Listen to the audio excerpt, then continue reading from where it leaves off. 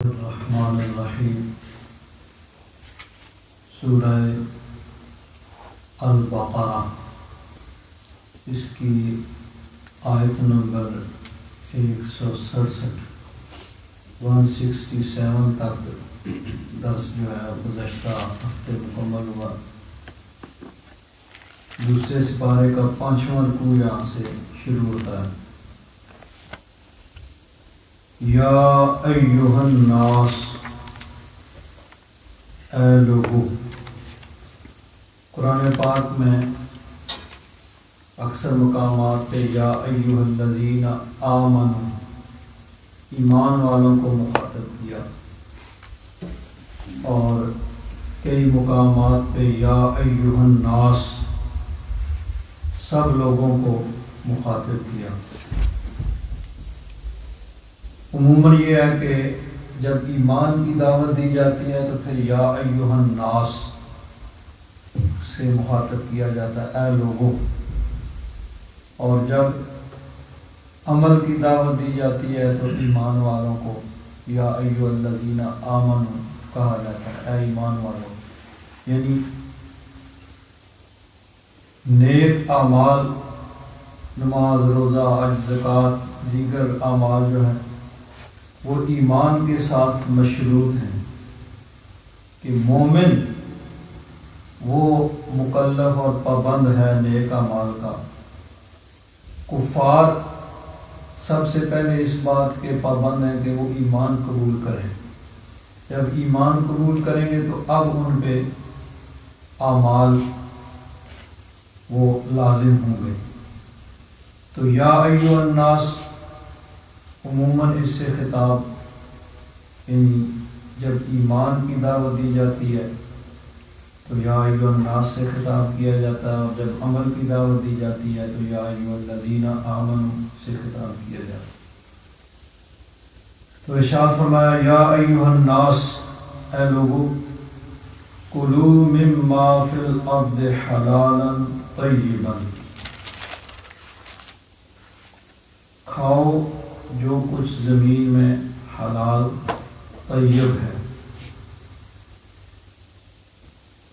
وَلَا تَتَّبِعُوا خُطُوَاتِ الشَّيْطَانِ، اور شیطان کے قدموں پہ نہ چلو، شیطان کی پیروی نہ کرو، اس کے پیچھے نہ لگو۔ إِنَّهُ لَكُمْ عَدُوٌّ مُّبِينٌ، بے شک وہ تمہارا کھلا دشمن ہے۔ انما یأمرکم، بے شک وہ تو تمہیں صرف یہی حکم دیتا ہے، بالسوء والفحشاء، برائی اور بے حیائی کا ہی حکم دیتا ہے شیطان۔ وَأَن تَقُولُوا، قانون یا شریعت کے پابند نہیں تھے، وہ اپنی روایات اور اپنے بنائے ہوئے قانون کے پابند تھے، جو کچھ آباء و اجداد سے دیکھتے چلے آ رہے تھے اسی کی پیروی کرتے تھے۔ آباء و اجداد، ان کے باپ دادا جس چیز کو درست سمجھتے تھے اسے بھی وہ بھی درست سمجھتے تھے، جس کو وہ غلط سمجھتے تھے اس کو وہ بھی غلط سمجھتے تھے۔ اس میں کچھ چیزیں تو فطرت کے مطابق تھیں، اور بہت سی چیزیں وہ یعنی خلاف فطرت تھیں۔ مثلا دیکھیے، حج کیا جاتا تھا پہلے بھی، خانہ کعبہ کا طواف بھی کیا جاتا تھا، لیکن اب وہاں بعض لوگ خانہ کعبہ کا طواف کرتے تو لباس اتار دیتے، یعنی بغیر لباس کے خانہ کعبہ کا طواف، اور دلیل یہ دی جاتی کہ یہ جو کپڑے ہیں ان میں تو ہم گناہ کرتے ہیں، تو اس لیے اب یہ اللہ کے گھر کے مناسب تو نہیں ہے۔ بعض لوگ قریش سے، مکہ والوں سے کپڑے لیتے، بھئی آپ لوگ مکہ کے رہنے والے ہیں، آپ کے کپڑے پہن کر تو ہم طواف کر سکتے ہیں، اپنے کپڑوں میں تو ہم گناہ کرتے رہتے۔ اب یہ مطلب ہے کہ اپنے پاس سے انہوں نے گاڑ لیا اور اس کو بڑی نیکی سمجھا جاتا تھا۔ اسی طرح بعض جانوروں میں اپنی مرضی سے کسی کو حرام قرار دے دیا، جس کو چاہا حرام قرار دے دیا، یہ فلاں حرام ہے، یہ فلاں وجہ سے، یعنی کچھ لوگوں نے کیا اور آگے ان کے چلتے چنانچہ اللہ تبارک و تعالیٰ نے اس کا ذکر فرمایا، ما جعل اللہ من بحیرۃ ولا صائبۃ ولا وسیلۃ ولا حام۔ ایک جانور ہوتا تھا، اس کو بحیرہ کہتے تھے، کسی کو صائبہ کہتے تھے، کسی کو وسیلہ، کسی کو حام، مختلف مطلب ہے کہ اگر اونٹنی 5 بچے اس کے پیدا ہو جاتے تو اس کو وہ چھوڑ دیتے، بھئی اب اس سے کوئی کام نہیں لینا ہے، اب اس پہ وزن بوجھ ڈالنا حرام ہو گیا۔ کیسے بھئی؟ ٹھیک ہے بھئی، انہوں نے اپنے پاس سے کر لیا۔ تو اس طرح مختلف جانوروں کو انہوں نے اپنی مرضی سے حرام قرار دے دیا تھا۔ اللہ تعالیٰ نے فرمایا وَلَكِنَّ الَّذِينَ يَفْتَرُونَ عَلَى اللَّهِ الْكَذِبَ، کافر اللہ تبارک و تعالیٰ پر جھوٹا افطرا باندھتے ہیں، اللہ تعالیٰ نے ان کو حرام قرار نہیں دیا۔ وَأَكْثَرُهُمْ لَا يَعْقِلُونَ، اکثر ان میں سے جانتے نہیں۔ تو اب انہوں نے اپنی مرضی سے کچھ جانوروں کو حرام قرار دے رکھا تھا۔ اللہ تعالیٰ نے فرمایا کہ زمین میں جو حلال طیب ہے اس کو تم کھاؤ، یعنی حرام قرار دینا یا کسی چیز کو حلال، یہ اختیار اللہ تبارک و تعالیٰ کا ہے جو خالق و مالک ہے۔ کسی انسان کو یہ اختیار نہیں ہے۔ اللہ تبارک و تعالیٰ، اور اللہ تعالیٰ نے اپنے محبوب کو بھیجا اور محبوب کو اختیار دیا، محبوب جس کو چاہیں جس طرح قرار دیں۔ تو اپنی مرضی سے جن چیزوں کو انہوں نے حرام قرار دے لیا تھا، اللہ تبارک و تعالیٰ نے اس کی تردید فرمائی اور فرمایا کہ جو حلال طیب چیزیں ہیں ان کو تم کھاؤ۔ یہاں یہ بھی یاد رکھیں کہ حرام وہ ہے جس کو اللہ تبارک و تعالیٰ نے اور اس کے محبوب نے حرام قرار دیا ہے، اور جن چیزوں کو اللہ رسول نے حرام قرار نہیں دیا ہے، کسی دوسرے کو اختیار نہیں ہے کہ ان کو حرام قرار دے۔ اب اصل اشیاء میں اباحت ہے کہ اللہ تعالیٰ نے جو چیزیں پیدا کی ہیں وہ حلال ہیں۔ اب ان میں سے جن جن چیزوں کو اللہ تبارک و تعالیٰ اور اس کے محبوب نے حرام قرار دے دیا ہے وہ حرام ہیں، اور جن کے بارے میں کچھ نہیں کہا وہ حلال ہے۔ اصل چیز یہی ہے کہ اللہ تبارک و تعالیٰ نے ہر چیز انسان کے فائدے کے لیے پیدا کی۔ هو الذی خلق لکم ما فی الارض جمیعا، اللہ تعالیٰ نے ہر چیز تمہارے فائدے کے لیے بنائی۔ تو اصل ان میں اباحت ہے، یعنی ان کا حلال ہونا، جائز ہونا ہے۔ پھر جن جن چیزوں کو اللہ تبارک و تعالیٰ اور اس کے محبوب نے منع کر دیا تو اب وہ حرام اور منع ہو گئے۔ اور بعض لوگ کہتے ہیں بھئی فلاں چیز بتاؤ کہاں حلال ہے، کس آیت میں، کس حدیث میں۔ اصل یہ نہیں ہے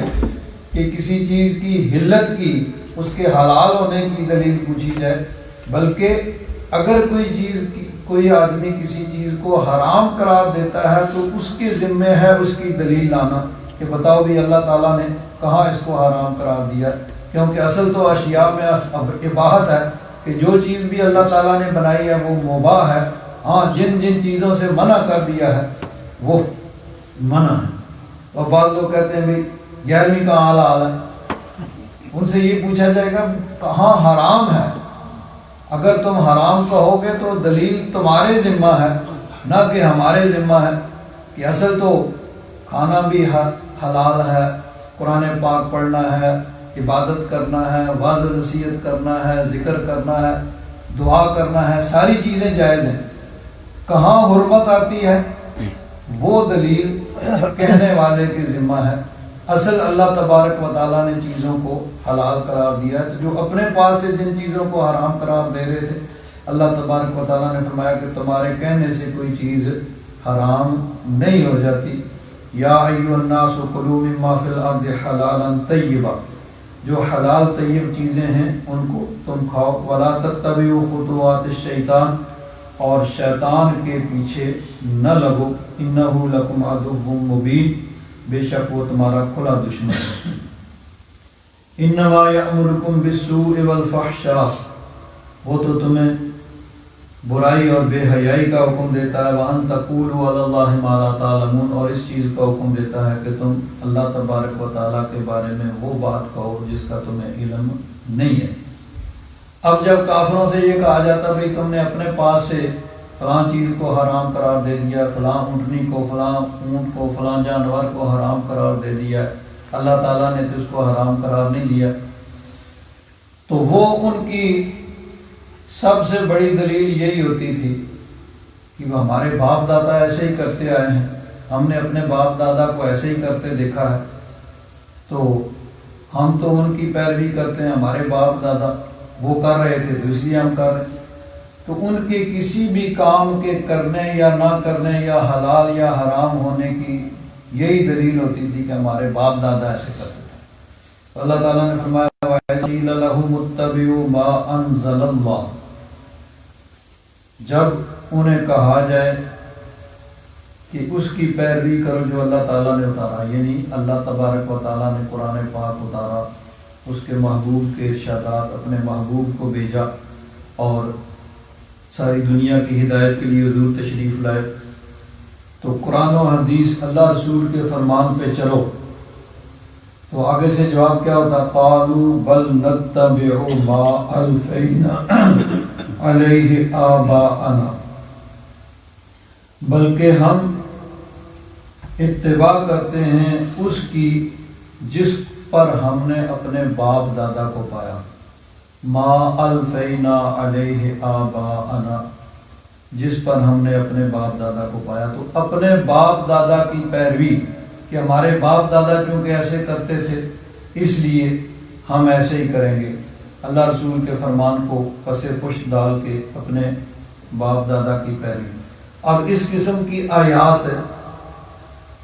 بعض لوگ پڑھتے ہیں لیکن اس کا مفہوم جو ہے وہ غلط مراد لیا جاتا ہے۔ مثلا ہم کہتے ہیں کہ ائمہ کرام کی تقلید کی جائے، انہوں نے جو مسائل بیان کیے ہیں اس کے مطابق عمل کیا جائے، تو اب پھر اس طرح کی آیات پڑھی جاتی ہیں کہ جی وَإِذَا قِيلَ لَهُمُ اتَّبِعُوا مَا أَنزَلَ اللَّهُ قَالُوا بَلْ نَتَّبِعُ مَا أَلْفَيْنَا عَلَيْهِ آبَاءَنَا، بات صرف اتنی کی جاتی ہے کہ باپ دادا کی پیروی، باپ دادا کے پیچھے یا گزرے ہوئے لوگوں کی بات کو ماننا وہ گمراہی ہے، حالانکہ گمراہ یعنی ان کے باپ دادا گمراہ تھے، کافر تھے، جاہل تھے، جاہل گمراہ باپ دادا، اور ان کی اتباع صرف تعصب کی بنا پہ وہ کرتے تھے۔ ہم اصل قرآن و حدیث پہ چلتے ہیں، اللہ رسول کے فرمان پہ چلتے ہیں، لیکن اب ہر آدمی بلکہ یعنی موجودہ دور میں علماء بھی اس میں وہ صلاحیت نہیں ہے کہ ہر مسئلے کو قرآن اور حدیث سے نکالیں، وہ علم وہ صلاحیت نہیں ہے۔ تو اب کیا کریں؟ اللہ تبارک و تعالیٰ نے کہا بھائی نماز پڑھو، کیسے نماز پڑھیں؟ ہر آدمی تو قرآن پاک پڑھ کے وہ معلوم نہیں کر سکتا کہ نماز کے فرائض کتنے اور نماز کے واجبات کتنے، طریقہ کیا ہے۔ اب ظاہر بات ہے کہ پھر جو علماء پہلے گزرے ہیں انہوں نے جو غور و فکر کر کے ساری زندگی صرف کر کے علم قرآن و حدیث کا یعنی علم حاصل کیا اور اس پہ عبور حاصل کیا، اور پھر تمام دلائل کو سامنے رکھ کے جو طریقہ انہوں نے بیان کیا، جو دلائل انہوں نے بیان کیے، جو مسائل بیان کیے، ان کی ہمیں اتباع کرنی پڑے گی۔ اسی کا نام تقلید ہے، یعنی قرآن و حدیث پر عمل کرنا، لیکن اب ہر آدمی میں یہ صلاحیت نہیں ہے، تو جب ہر آدمی خود نہیں کر سکتا تو پھر ظاہر بات ہے کہ کسی کے پیچھے لگنا پڑے گا، جو کچھ انہوں نے یعنی تحقیق کی ہے اس کے مطابق عمل کرنا پڑے گا۔ بعض چیزیں مثلا دیکھیں، اللہ تبارک و تعالیٰ نے قرآن پاک میں ایک حکم بیان فرمایا، پھر اس حکم کو منسوخ کر کے دوسرا حکم بیان کیا، اب قرآن پاک میں دونوں حکم موجود ہیں، تو ہم کیسے فیصلہ کریں بھائی ان میں سے کون ناسخ ہے کون منسوخ ہے، کون سا حکم پہلے دیا گیا تھا پھر اس کو کینسل کر کے دوسرا حکم دیا گیا؟ تو یہ فیصلہ مجتہدین کرام نے کیا ہے، جنہیں قرآن و حدیث پہ عبور حاصل تھا اور جنہوں نے زندگیاں صرف کی اور اس عبور کو حاصل کیا۔ مثلا دیکھیے، ایک مثال اس کی یہ ہے کہ اللہ تبارک و تعالیٰ نے فرمایا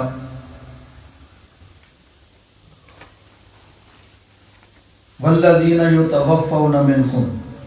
ویذرون ازواجا، جو تم میں سے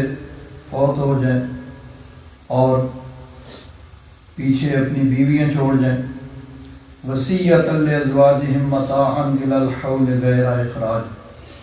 تو وصیت کریں اپنی بیویوں کے لیے 1 سال کا خرچہ، یعنی ان کے 1 سال کا خرچہ لازم ہے۔ اس کا مطلب یہ ہے کہ 1 سال تک وہ عدت گزاریں گی، 1 سال عدت ہے، 1 سال کا خرچہ وہ خامن جو فوت ہوا اس کے ذمہ ہے، 1 سال میں ان کی عدت ختم ہوگی، اس کے بعد پھر وہ آگے نکاح کر سکتی ہیں۔ اسی میں سورہ البقرہ میں سے تھوڑا سا پہلے والذین یتوفون منکم ویذرون ازواجا،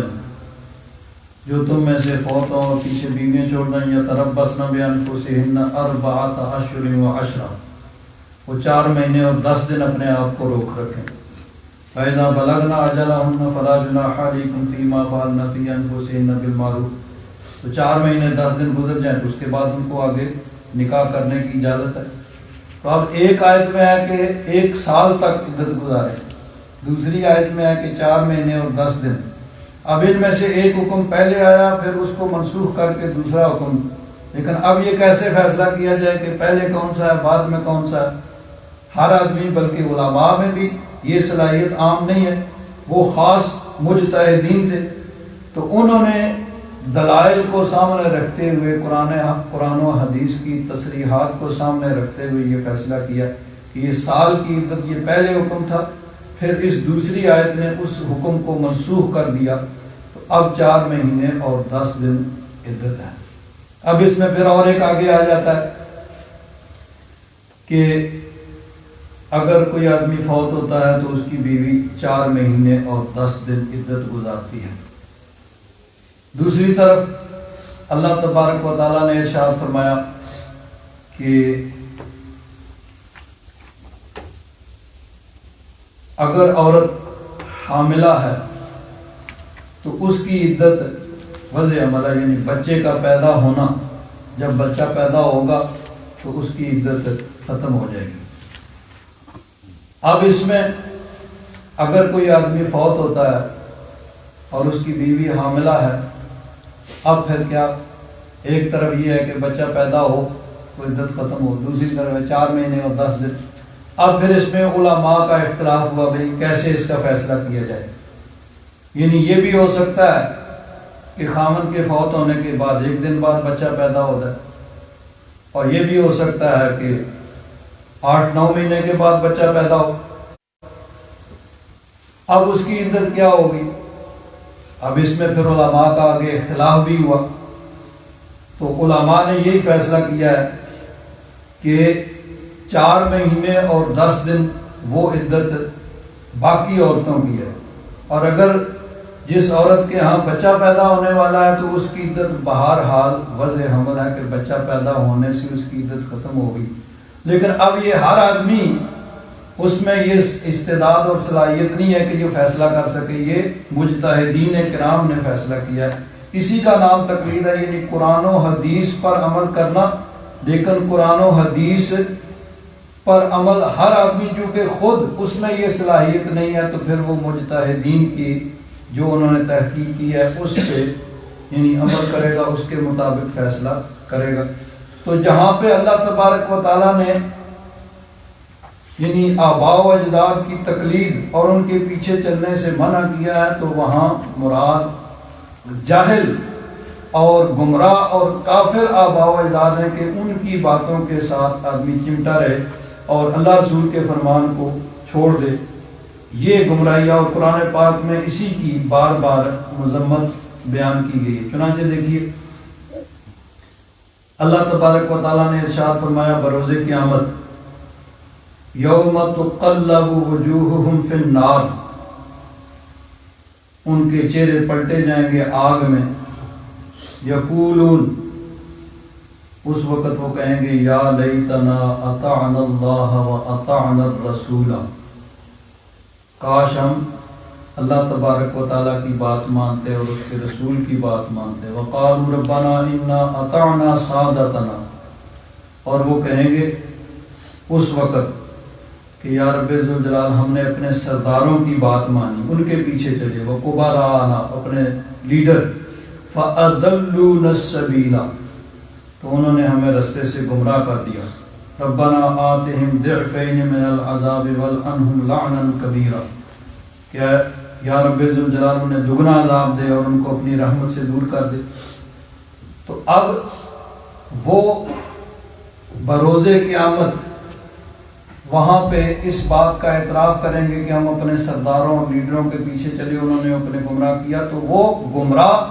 جاہل اور کافر سردار جو تھے ان کے پیچھے چلتے تھے اور ان کی بات مانتے تھے، اب بروز قیامت اعتراف بھی کریں گے، لیکن ان کا وہ اعتراف ان کو کوئی فائدہ نہیں دے گا۔ تو اس طرح کی آیات قرآن پاک میں بہت سی ہیں، بہت سے مقامات ہیں، لیکن وہاں سب یہی مراد ہے کہ جو لوگ اپنے جاہل، گمراہ اور کافر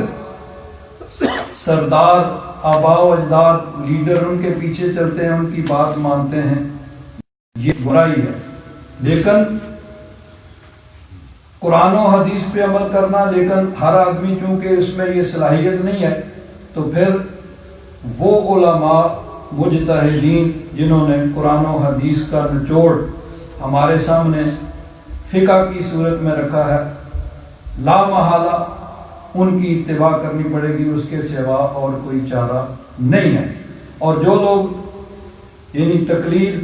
کے خلاف بات کرتے ہیں، وہ بھی کسی نہ کسی کی تقلید ضرور کرتے ہیں۔ ٹھیک ہے، وہ حضرت امام اعظم کی تقلید نہیں کرتے، کسی اور کی تقلید کرتے ہیں، کسی اور کے بتائے ہوئے مسائل ان کو مانتے ہیں، لیکن جو تقلید کے خلاف ہیں اور اس کو ناجائز کہتے ہیں، کرتے وہ بھی تقلید ہے، لیکن ہم جو تقلید کرتے ہیں اس کو ناجائز کہتے ہیں، اور جو خود کر رہے ہیں اس کو جائز قرار دیتے ہیں۔ حضرت یوسف علیہ السلام، آپ کا واقعہ بھی قرآن حضرت یوسف علیہ السلام نے اپنے ان جیل کے ساتھیوں سے ارشاد فرمایا، وَاتَّبَعْتُ مِلَّةَ آبَائِي إِبْرَاهِيمَ وَإِسْحَاقَ وَيَعْقُوبَ مَا كَانَ لَنَا أَن نُشْرِكَ بِاللَّهِ مِن شَيْءٍ۔ حضرت یوسف علیہ السلام بھی یعنی ان کو یہی کہتے ہیں کہ میں اپنے آباء و اجداد حضرت ابراہیم، حضرت اسحاق، حضرت یعقوب، ان کی ملت کی پیروی کرتا ہوں، یعنی ان کے طریقے کے اوپر چل رہا ہوں۔ انی ترکت ملت قوم لا یؤمنون باللہ وهم بالآخرۃ هم کافرون۔ کافر اور جاہل جو ہیں ان کے طریقے کی نہیں بلکہ نیک لوگوں کی۔ تو کفار جو تھے چونکہ وہ اپنے جاہل، گمراہ اور کافر آباء و اجداد کی اتباع کرتے تھے، تو اس کی مذمت کی گئی۔ مسلمان قرآن و حدیث پہ عمل کرنے کے پابند ہیں، لیکن قرآن و حدیث پہ عمل کرنا ہر آدمی کے بس میں نہیں ہے کہ وہ قرآن و حدیث سے دلائل کو خود ڈھونڈ کے اس کے مطابق عمل کرے۔ تو لا محالہ پھر اس کو ائمہ مجتہدین کی جو تحقیقات ہیں ان کے مطابق عمل کرنا پڑے گا۔ اسی کا نام یعنی تقلید ہے، یعنی قرآن و حدیث پر عمل کرنا، لیکن خود صلاحیت نہیں ہے تو پھر جو باصلاحیت جنہوں نے تحقیق کر کے مسائل کو بیان کیا ہے ان کی تحقیق کے مطابق عمل کرنا۔ یہ تو اللہ تبارک و تعالیٰ نے ان لوگوں کی مذمت بیان کی جو قرآن و حدیث یا اللہ تبارک و تعالیٰ اور اس کے رسول کے فرمان کے مقابل اور اس کے یعنی اللہ رسول کے حکم پر چلنے کی بجائے وہ اپنے آباء و اجداد اور ان کی بنائے ہوئی رسموں اور ان کی جو ٹریڈیشن ان پہ عمل کرتے تھے، اللہ تبارک و تعالیٰ نے ان کی مذمت بیان فرمائی۔ وَإِذَا قِيلَ لَهُمُ اتَّبِعُوا مَا أَنزَلَ اللَّهُ، جب انہیں کہا جائے کہ اس پہ چلو جو اللہ تعالیٰ نے اتارا، یعنی قرآن پاک، قالوا کہتے ہیں بل نتبع ما الفینا علیہ آباءنا، تو کہتے ہیں کہ بلکہ ہم تو اس پہ چلیں گے جس پہ ہم نے اپنے آباء و اجداد کو پایا۔ اولو کان آباؤہم لا یعقلون شیئا ولا یہتدون، اگرچہ ان کے آباء و اجداد نہ وہ کسی چیز کو سمجھتے ہوں اور نہ وہ ہدایت یافتہ ہوں، تو جو بھی ہوں وہ صرف اسی بات سے چمٹے رہیں گے کہ ہمارے باپ دادا یہ کہتے تھے تو ہم یہی کریں گے۔ تو یہ چیز کہ چونکہ ہمارے آباء و اجداد کرتے تو ہم کریں گے، یہ یعنی گمراہی ہے۔ ہاں اگر آباء و اجداد یا جو بھی جن کی اتباع کر رہے ہیں وہ اللہ رسول کے فرمان کے مطابق اور ایسے ہیں کہ جن قرآن و حدیث پہ انہوں نے عبور حاصل کیا اور قرآن و حدیث کے مطابق مسائل بیان کیے، تو یہ یعنی ہر مسلمان کی ضرورت ہے، اس کے بغیر کوئی چارہ کار نہیں ہے، اور اسی کا نام تقلید ہے، یعنی مجتہدین نے جو مسائل بیان کیے ہیں اس کے مطابق عمل کیا جائے۔ قرآن پاک میں بے شمار مقامات پہ اسی چیز کو بیان کیا گیا ہے کہ اپنے جاہل اور گمراہ آباء و اجداد ان کی اتباع کرنا، ان کے پیچھے چلنا، یہ مذموم ہے، اور اللہ تبارک و تعالیٰ نے اس کی مذمت بیان فرمائی ہے۔ اب قرآن پاک میں بہت سے مقامات پہ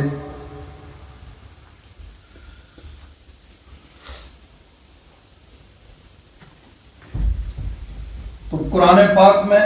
جہاں پر بھی یہ بیان کیا گیا ہے اسی چیز یہی ہے کہ جاہل، گمراہ اور کافر آباء و اجداد ان کے پیچھے چلنا یہ گمراہی ہے، اور جو لوگ قرآن و حدیث کے مطابق جنہوں نے یعنی ان پہ عبور حاصل کر کے ان مسائل کو بیان کیا، ان کی اتباع کرنا اور ان کی بات ماننا، یہ ہر مسلمان کی مجبوری ہے کہ عام انسان کے علاوہ علماء جو ہیں ان میں بھی وہ صلاحیت نہیں ہے کہ وہ اپنے طور پر قرآن و حدیث سے سارے مسائل کو نکال سکیں، ان کو بھی پھر انہی علماء جو مجتہدین گزرے ہیں ان کی اتباع اور تقلید کرنی پڑے گی، جو انہوں نے مسائل بیان کیے ہیں اس کے مطابق ان کو چلنا پڑے گا۔ شاہ صاحب جیڑی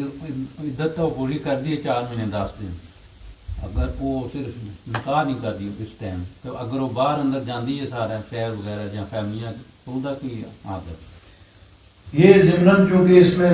مسئلہ آیا تھا عدت کا کہ وہ تو اس طرح میں نے اس کو ضمن بیان کیا کہ ایک آیت میں ہے کہ سال عدت ہے اور دوسری میں ہے کہ 4 مہینے 10 دن اس کی عدت ہے، تو دونوں آیات موجود ہیں۔ اب کس طرح فیصلہ ہوگا کہ ان میں سے کون ناسخ ہے، کون سی منسوخ ہے، کون سی پہلے اتری کون سی بعد میں اتری؟ ظاہر بات ہے کہ یہ مجتہدین نے فیصلہ کیا کہ سال کی عدت جو ہے وہ پہلے بیان ہوئی، پھر اس کو منسوخ کر کے 4 مہینے 10 دن، اب 4 مہینے 10 دن عدت ہے، تو اس کے اندر اس کو یعنی گھر کے اندر رہنا بوقت ضرورت، تو عورت اس عدت کے اندر گھر سے نکل سکتی ہے، خاص ضرورت ہو، جس طرح مثلا کوئی اس کے کوئی کمانے کا اگر انتظام نہیں ہے، خود اس کو کمانا پڑتا ہے تو اس کے لیے باہر جانا، یا اور جو ضروریات زندگی ہیں ان کی ضرورت، لیکن اس کو باہر رات گھر میں گزارنی پڑے گی، اور رات وہ باہر نہیں گزار سکتی، اور دن کو بھی قدر ضرورت جو ہے وہ باہر نکلے گی۔ اسی طرح اس کو بناؤ سنگار کرنا وغیرہ یہ چیزیں جو ہیں وہ چیزیں شریعت میں ان سب کو بیان کیا گیا، لیکن بقدر ضرورت اور اپنی ضرورت کے تحت وہ گھر سے نکل سکتی ہے، لیکن اس کو رات جو ہے وہ گھر کے اندر گزارنی پڑے گی۔ اچھا جی، آگے ارشاد فرمایا وَمَثَلُ الَّذِينَ كَفَرُوا، کافروں کی مثال كَمَثَلِ الَّذِي يَنْعِقُ بِمَا لَا يَسْمَعُ إِلَّا دُعَاءً وَنِدَاءً، کافروں کی مثال تو ایسے ہے جیسے کوئی ان کو پکار رہا ہے جو صرف پکارنا اور آواز دینا اسی کو سنتے ہیں، یعنی جانور سمجھتے نہیں ہیں کہ کیا کہہ رہا ہے، سنتے ہیں لیکن اس کو سمجھتے نہیں۔ یہی مثال کفار کی ہے کہ وہ یعنی اللہ رسول کے ارشادات کو سنتے تو ہیں لیکن ان کو سمجھتے نہیں یا سمجھنے کی کوشش نہیں کرتے۔ سم بکم عمیٌ، وہ بہرے ہیں، گنگے ہیں، اندھے ہیں، فہم لا یعقلون، بس وہ عقل نہیں رکھتے۔ یعنی سمن سے مراد وہ بہرے، یعنی باقی سب کچھ سنتے ہیں لیکن اللہ رسول کے فرمان کو سمجھنے کی نیت سے نہیں سنتے۔ اور بکمن، وہ گنگے ہیں، باقی سب کچھ بولتے ہیں لیکن اللہ رسول کا فرمان وہ ان کی زبان پہ نہیں آتا۔ عمیٌ، باقی سب کچھ دیکھتے ہیں لیکن اللہ رسول کے فرمان کو سمجھنے اور عمل کرنے کی نیت سے، ماننے کی نیت سے وہ نہیں دیکھتے۔ یعنی آنکھیں، کان، زبان سب کچھ ہونے کے باوجود وہ اللہ رسول کے فرمان کے سمجھنے اور ان کو عمل کرنے کی نیت سے ان چیزوں کو وہ نہیں دیکھتے۔ یا ایھا الذین آمنوا، اے ایمان والو، کلوا من طیبات ما رزقناکم، کھاؤ جو پاک چیزیں ہم نے تمہیں دی، واشکروا للہ، اور اللہ تبارک و تعالیٰ کا شکر ادا کرو، ان کنتم ایاہ تعبدون، اگر تم اسی کی عبادت کرتے ہو۔ اب یہ 3-4 آیات کے فاصلے سے شروع رکوع ہوا، یا ایھا الناس کلوا مما فی الارض حلالا طیبا، اے لوگو کھاؤ جو کچھ زمین میں حلال طیب ہے۔ یہاں یا ایھا الناس سے خطاب کیا، یہاں آگے جا کے یا ایھا الذین آمنوا کے ساتھ خطاب کیا، کلوا من طیبات ما رزقناکم، پاکیزہ جو ہم نے تمہیں دیا ہے اس میں سے کھاؤ۔ تو جیسا کہ میں نے پہلے عرض کیا کہ یا ایھا الناس سے عموماً خطاب وہ اس وقت ہوتا ہے جب ایمان کی دعوت دی جاتی ہے، اور یا ایھا الذین آمنوا سے عموماً خطاب ہوتا ہے جب عمل کی دعوت دی جاتی ہے۔ تو وہاں مراد یہ تھی کہ جن چیزوں کو تم نے اپنے طور پر حرام قرار دے دیا ہے، تمہارے کہنے سے کوئی چیز حرام نہیں ہوتی، حرام وہی ہیں جن کو اللہ رسول نے حرام قرار دیا ہے۔ کسی جانور کو، یعنی جس طرح کسی اونٹنی کو، کسی اونٹ کو انہوں نے کہہ دیا بھئی یہ حرام ہے، تو ان کے کہنے سے وہ حرام نہیں ہو جاتا، یعنی ان چیزوں کو تم کھاؤ جو حلال طیب ہیں۔ اور یہاں مراد کلوا من طیبات ما رزقناکم، پاکیزہ جو ہم نے تمہیں دیا اس میں سے کھاؤ، یہاں مراد رزق حلال ہے کہ ایمان والوں پہ لازم ہے کہ وہ رزق حلال ہیں، حرام سے بچیں۔ یعنی آج دنیا میں ظاہری نفاست اور صفائی کا تو بڑا خیال کیا جاتا ہے کہ چیز ظاہری طور پر صاف ہونی چاہیے، لیکن وہ کیا حلال طیب ہے، اس کے لیے اپنے اپنے پیمانے ہیں اور اپنے اپنے پیرامیٹرز ہیں۔ اسلام جس طرح ظاہری صفائی اور نفاست کا حکم دیتا ہے، اسی طرح یہ بھی ہے کہ وہ چیز حلال بھی ہونی چاہیے اور طیب بھی ہونی چاہیے۔ مثلا دیکھیے، جن چیزوں کو اللہ تبارک و تعالیٰ نے حرام قرار دیا ہے، اب وہ کسی مسلمان کے لیے جائز نہیں ہے۔ مثلا جن جانوروں کا گوشت کھانا حرام ہے وہ نہیں کھا سکتے، اور جانور ہے مثلا گائے ہے، اس کا گوشت بھی اسی وقت کھانا جائز ہوگا جب اس کو شرعی طریقے سے ذبح کیا جائے، اللہ تبارک و تعالیٰ کا نام لے کے اس کو ذبح کیا جائے، تب اس کا گوشت کھانا۔ اگر وہ خود بخود مر گئی ہے یا شرعی طریقے سے اس کو ذبح نہیں کیا گیا، حالانکہ وہ حلال جانور، لیکن اب اس کا گوشت کھانا جائز نہیں ہے۔ اسی طرح جو چیزیں جائز اور حلال ہیں ان کو پھر یہ دیکھنا ہے کہ وہ چیزیں حاصل کیسے کی گئی ہیں، کیا وہ جائز طریقے سے حاصل کی گئی ہیں یا ناجائز طریقے سے حاصل کی گئی ہیں۔ جائز طریقے سے حاصل کر کے ان کو کھانا وہ تو حلال ہے، اور اگر ناجائز طریقے سے ان کو حاصل کیا جائے تو ان کا کھانا حرام ہے۔ مثلا کسی کے پاس اپنی مرغی ہے، اس نے اس کو ذبح کیا تو وہ تو اس کے لیے جائز اور حلال ہے، اور اگر کسی دوسرے کی مرغی پکڑ کے ذبح کر لی، ذبح تو اللہ کا نام لے کر ذبح کی گئی لیکن اب اس کا کھانا جائز نہیں ہے، وہ کسی کی پکڑ کے چوری ہے، ڈاکہ ہے، جس طرح بھی یہ غصب شدہ ہے، تو اب اس کا یعنی کسی کی ملکیت میں اس طرح تصرف۔ تو یہ ساری چیزیں یعنی ضروری ہیں کہ حلال طیب ہو اور پھر اس کو جائز طریقے سے حاصل کیا گیا ہو، یہ ضروری ہے۔ اب قرآن پاک اور احادیث مبارکہ میں اس چیز کی بڑی اہمیت بیان کی گئی ہے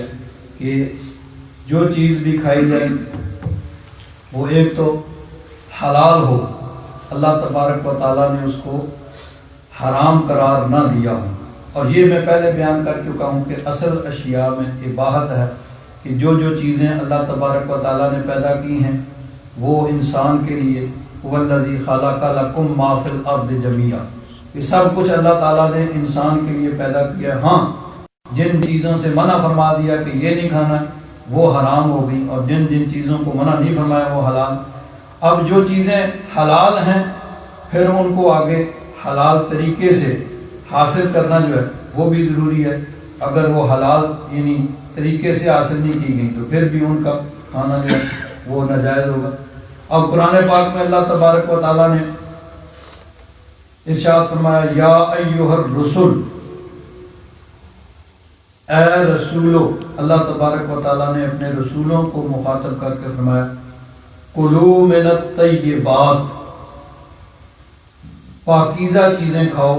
واعملوا صالحا، اور نیک اعمال کرو، انی بما تعملون علیم، میں تمہارے اعمال کو جانتا ہوں۔ اب ایک حدیث پاک میں آتا ہے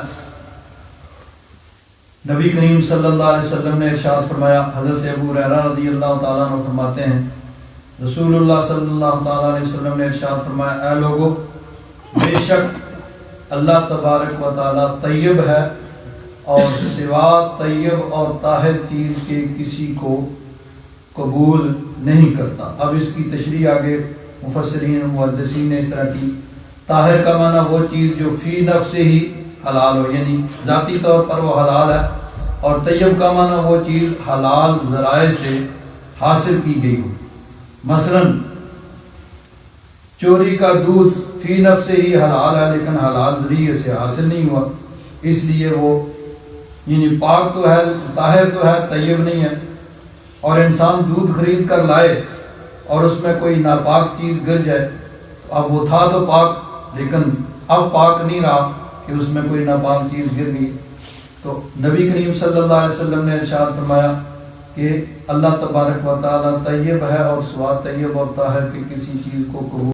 نہیں کرتا، اور بے شک اللہ نے مسلمانوں کو اسی چیز کا حکم دیا ہے جس چیز کا حکم اس نے اپنے رسولوں کو دیا ہے، کہ اللہ تعالیٰ نے ارشاد فرمایا یا ایھا الرسل کلوا من الطیبات واعملوا صالحا انی بما تعملون علیم، یا رسولو پاک چیزیں میں سے کھاؤ اور نیک عمل کرو، بے شک تم جو بھی کرتے ہو میں اس کو خوب جانتا ہوں۔ ایک حدیث پاک میں اسی میں ہے آگے نبی کریم صلی اللہ علیہ وسلم نے ارشاد فرمایا، پھر آپ نے اس شخص کا ذکر کیا جو دور دراز کا سفر طے کر کے آتا ہے، اس کے بال بکھرے ہوئے ہیں اور غبار آلود ہوتے ہیں، اور وہ آسمان کی طرف ہاتھ پھیلا کے اللہ تعالیٰ کی بارگاہ میں دعا کرتا ہے اے میرے رب، اے میرے رب، یعنی وہ سفر بھی کر کے آیا ہے دور دراز سے اور ہاتھ پھیلا کے اللہ کی بارگاہ میں دعا کر رہا ہے، حالانکہ اس کا کھانا حرام ہے، اس کا پینا حرام ہے، اس کا لباس حرام ہے،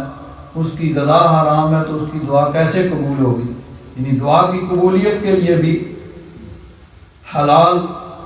طیب رزق لباس، کھانا پینا، ان چیزوں کا حلال ہونا ضروری ہے۔ تو بہت سی احادیث مبارکہ ہیں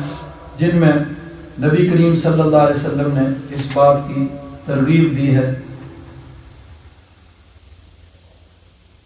حضرت مقدام بن معدی کرم رضی اللہ تعالیٰ عنہ فرماتے ہیں کہ رسول اللہ صلی اللہ تعالیٰ علیہ وسلم نے ارشاد فرمایا، کسی شخص نے بھی اپنے ہاتھ کی کمائی سے بہتر طعام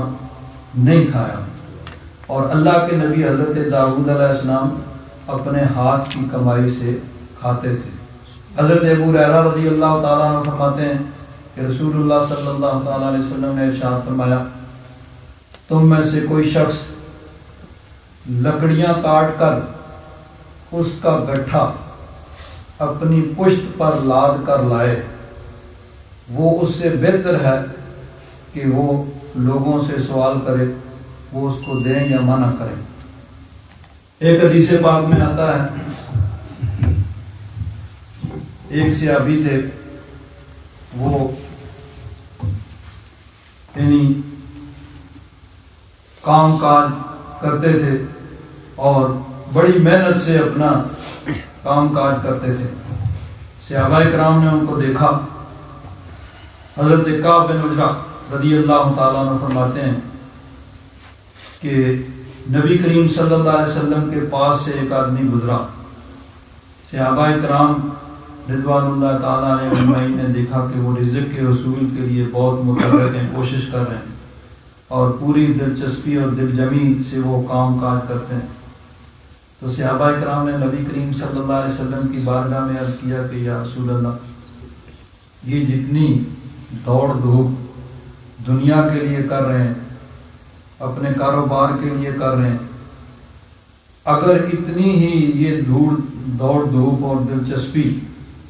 اللہ کی راہ میں ہوتی تو کتنا اچھا، یعنی جہاد پہ جاتے، ساتھ پہ جاتے، لشکر اسلام میں ہوتے، کافروں سے لڑتے،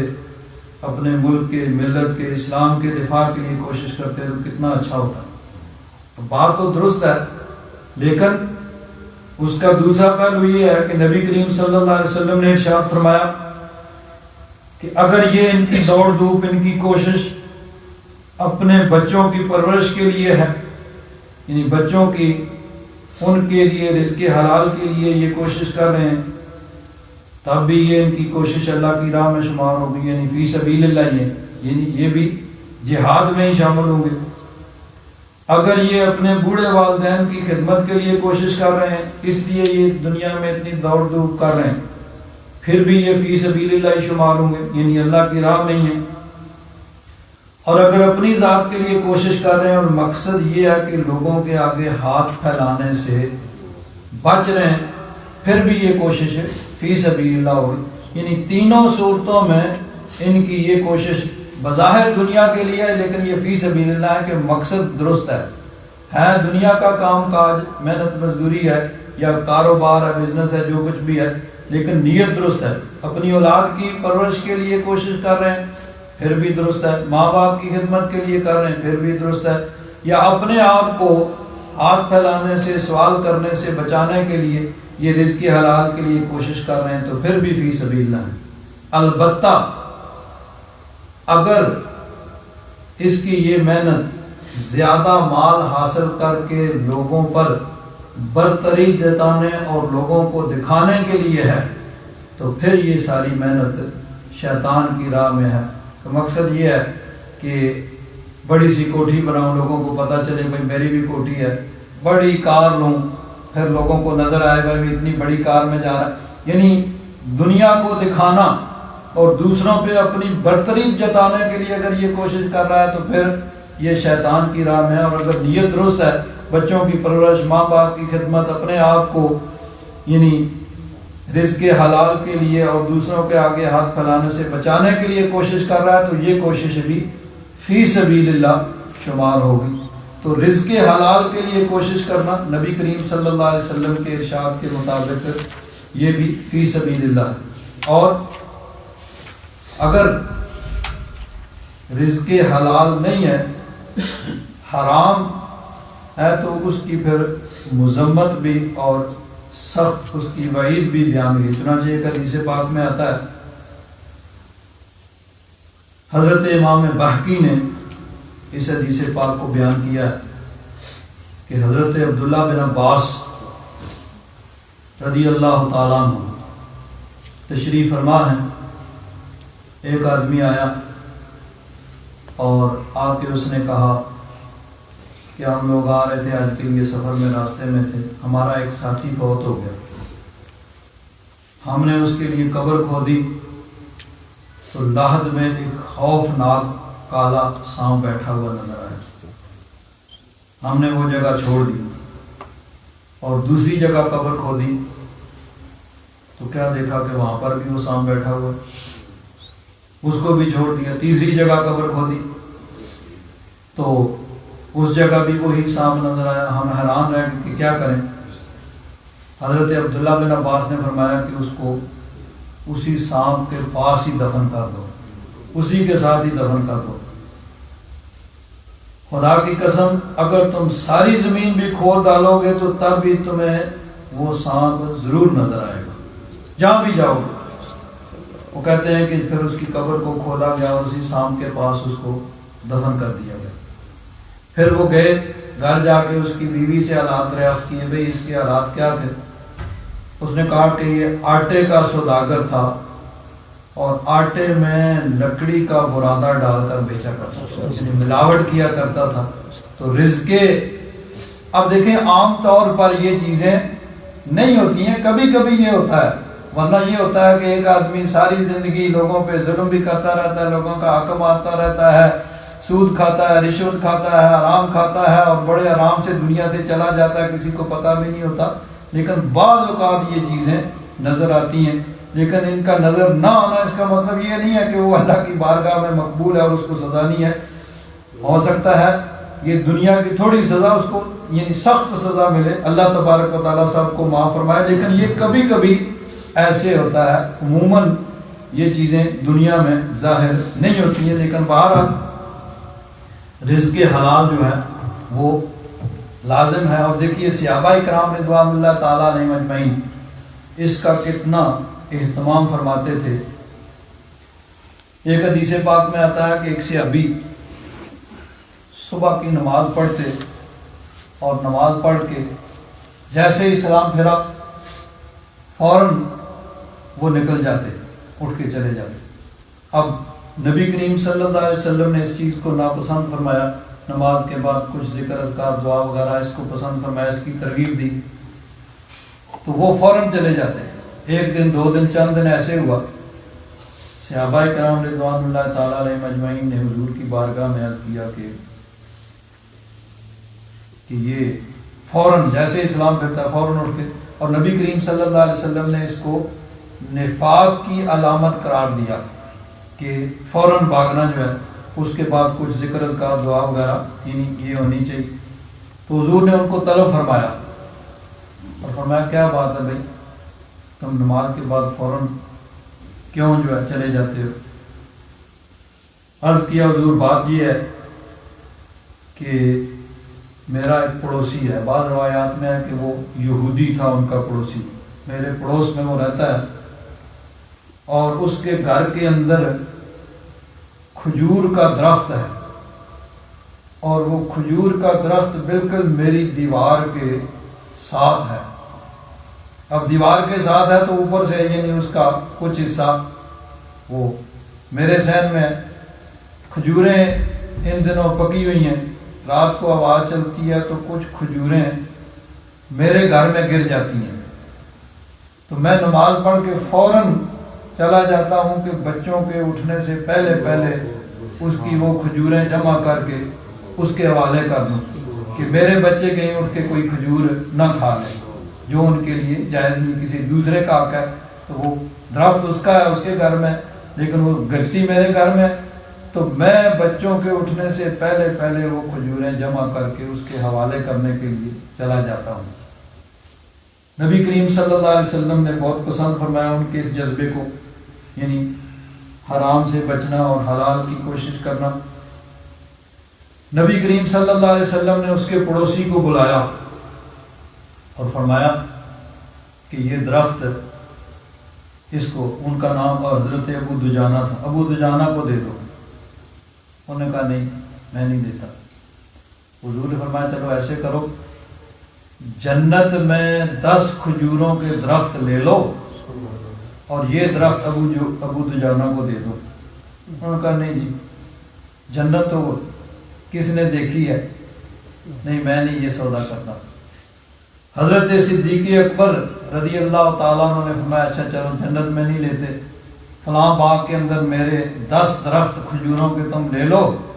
اور یہ درخت ابو دجانہ کو دے دو۔ اس نے کہا ہاں یہ سودا مجھے قبول ہے، یہ میں کر لیتا ہوں۔ وہ 10 درختوں کے بدلے میں اس درخت کا سودا ہو گیا۔ گھر گیا، بیوی سے کہنے لگا کہ میں فلاں باغ کے 10 درختوں کے بدلے میں اس درخت کا سودا کر آیا ہوں۔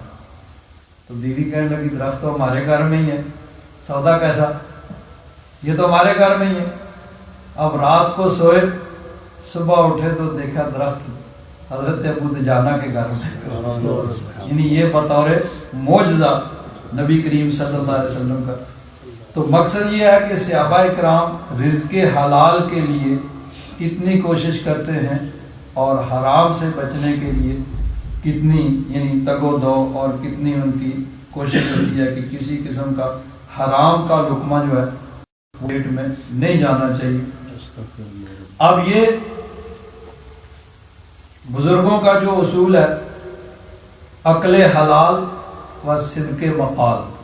یعنی حلال روزی کھانا اور سچی بات کرنا، یہ یعنی شریعت مطہرہ میں قرآن و حدیث میں اللہ تبارک و تعالیٰ نے سختی کے ساتھ اس کا حکم دیا۔ اور اگر طریقت کو دیکھا جائے، روحانیت کو دیکھا جائے تو اس کی اہمیت اس سے بھی زیادہ ہے کہ حلال رزق طریقت میں اور روحانیت کے لیے کتنا ضروری ہے۔ حضرت ابراہیم بن ادم رضی اللہ تعالیٰ عنہ بہت بڑے بزرگ گزرے ہیں، شروع دور کے بزرگ ہیں، 2 صدی میں حضرت امام اعظم ابو حنیفہ رحمۃ اللہ تعالیٰ علیہ کے شاگردوں میں سے ہیں۔ وہ فرماتے ہیں کہ ایک مرتبہ میں بیت المقدس گیا تو بیت المقدس میں عشاء کی نماز پڑھی، تو عشاء کی نماز کے بعد جو خدام تھے انہوں نے سب کو وہاں سے نکالا اور دروازے بند کر دیے۔ فرماتے ہیں کہ جب وہ نکالنے لگے تو میں ایک چٹائی کے اندر چھپ کے بیٹھ گیا،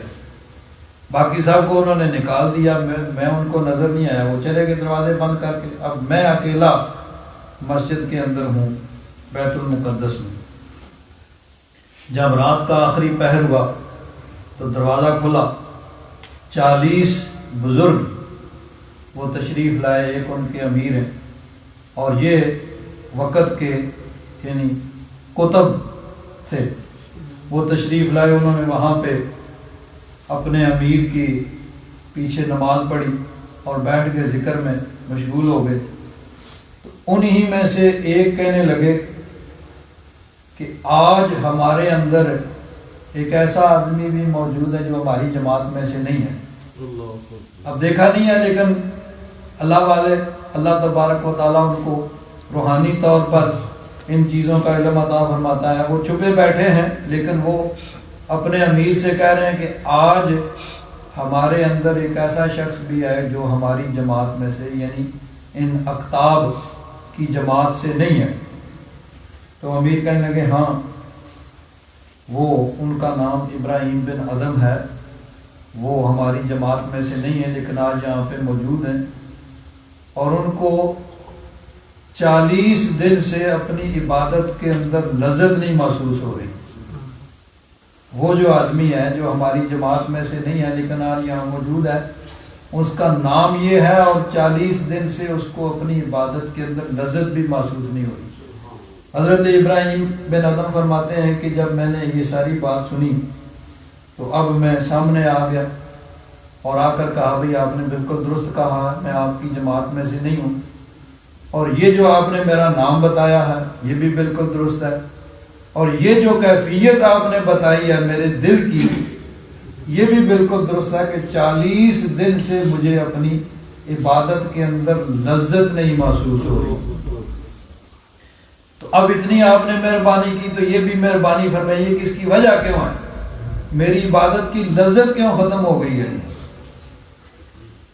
تو وہ جو ان کے امیر تھے انہوں نے فرمایا کہ بات یہ ہے کہ 40 دن پہلے تم مکہ شریف میں تھے، اور مکہ شریف میں کوئی چھاپڑی والا، کوئی ریڑھی والا، کوئی اس طرح جو چھوارے کھجوریں بیچ رہا تھا، تو تم نے اس سے کھجوریں خریدی اور 2 کھجوریں نیچے پڑی ہوئی تھی، تم نے سمجھا وہ تمہاری ہیں، حالانکہ وہ تمہاری نہیں، وہ اس کی چھاپڑی والے کی گری تھی، تم نے وہ اٹھا کے کھا لی، وہ جو تمہارا حق نہیں تھا، یعنی غلطی سے ہی کھائی ہیں لیکن تمہارا حق نہیں تھا، وہ تم نے کھا لی، اس وقت تمہاری عبادت کی لذت ختم ہو گئی۔ تو روحانی طور پر اس چیز کی اہمیت اس سے بھی زیادہ ہے، شریعت میں اس کی بڑی اہمیت ہے۔ اللہ تبارک و تعالیٰ نے حلال کھانے اور حرام سے بچنے کا حکم دیا ہے، لیکن اگر روحانی طور پر طریقت میں دیکھا جائے تو اس کی اہمیت اس سے بھی زیادہ۔ حضرت مولانا روم رحمۃ اللہ تعالی علیہ فرماتے ہیں، علم و حکمت زائد از لقمہ حلال، عشق و رقت زائد از لقمہ حلال،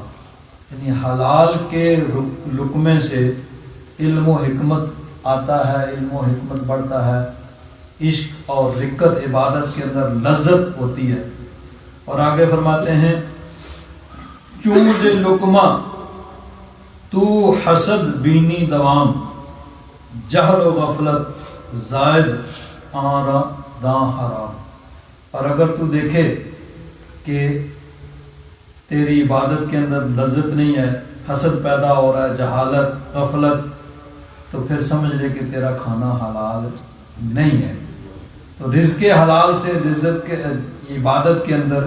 لذت آتی ہے، اور اگر یعنی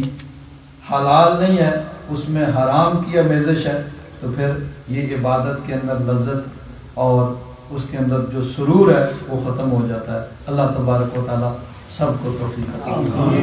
الحمدللہ رب العالمین، والصلاۃ والسلام علی حبیبہ سیدنا و مولانا محمد وعلی آلہ واصحابہ اجمعین۔ اللہم ربنا فاغفر لنا ذنوبنا وکفر عنا سیئاتنا وتوفنا مع الابرار۔ صلی اللہ تعالی علی حبیبہ سیدنا و مولانا محمد وعلی آلہ واصحابہ اجمعین برحمتک یا